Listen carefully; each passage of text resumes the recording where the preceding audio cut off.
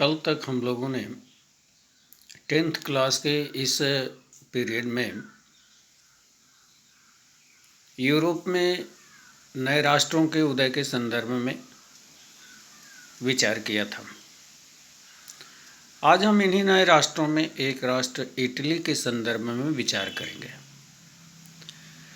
Italy का उदय जैसा कि आज वर्तमान में है, ऐसा प्रारंभ में नहीं था। फ्रांसीसी क्रांति के बाद इटली में, जो वर्तमान का इटली है, उसके एक राज्य में जिसे सार्डिनिया कहते थे, वहाँ एक बालक का जन्म हुआ 1807 जिनेवा में। नाम रखा गया जोसेफ मैसिनी।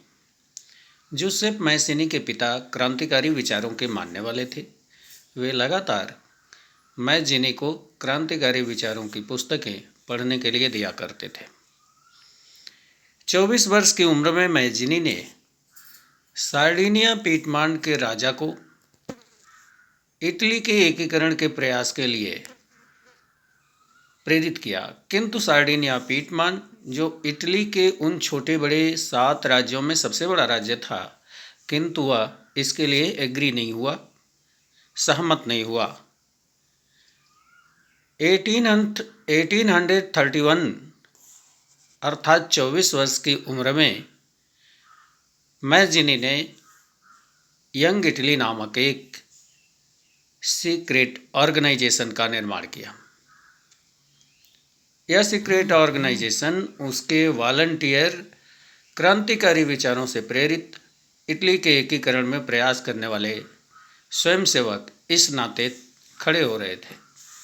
उसने सार्डिनिया में एक असफल विद्रोह भी किया, किंतु वह सफल ना हुआ। 1848 में उसने रोम पहुंचकर पोप से उसके पैपल राज्य को स्वतंत्र कराने का प्रयास किया, किंतु कुछ दिनों बाद फ्रांस के तत्कालीन राजा नेपोलियन III ने 1848 में पुनः रोम को जीतकर पोप को इटली का वह रोम शहर और वेटिकन लौटा दिया। इसके पश्चात उसे सार्डिनिया छोड़ना पड़ा और भागकर बर्न पहुंचा और वहां उसने यंग यूरोप की स्थापना की। वह एक क्रांतिकारी विचारों का पोषक था और उसके विचारों से तमाम जो अगल बगल के देश थे वे परेशान रहने लगे थे। इनमें उस समय का सबसे शक्तिशाली राज्य ऑस्ट्रिया हंगरियन साम्राज्य का, हैब्सबर्ग साम्राज्य का शासक ड्यूक मैटरनिक भी था। उसने इसे सामाजिक व्यवस्था का सबसे बड़ा दुश्मन करार दिया, अर्थात सोशल सिस्टम का सबसे बड़ा एक एनिमी बताया, शत्रु बताया। और इस प्रकार कहते हैं कि मैसिनी का यह योगदान इटली के एकीकरण में प्रेरित करने वाला बना और उसने गैरिबाल्डी जैसे क्रांतिकारियों को साथ में जोड़ा, और गैरिबाल्डी, जिसे द स्वॉर्ड ऑफ इटली कहते हैं, उसने इटली एकीकरण की प्रक्रिया को पूर्ण किया।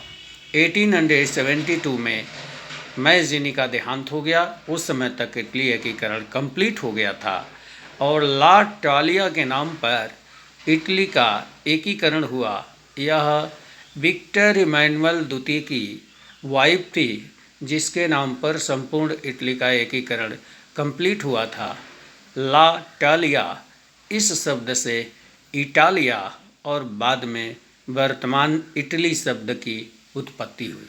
इस प्रकार मैसिनी का योगदान इटली के एकीकरण में अभूतपूर्व माना जाता है।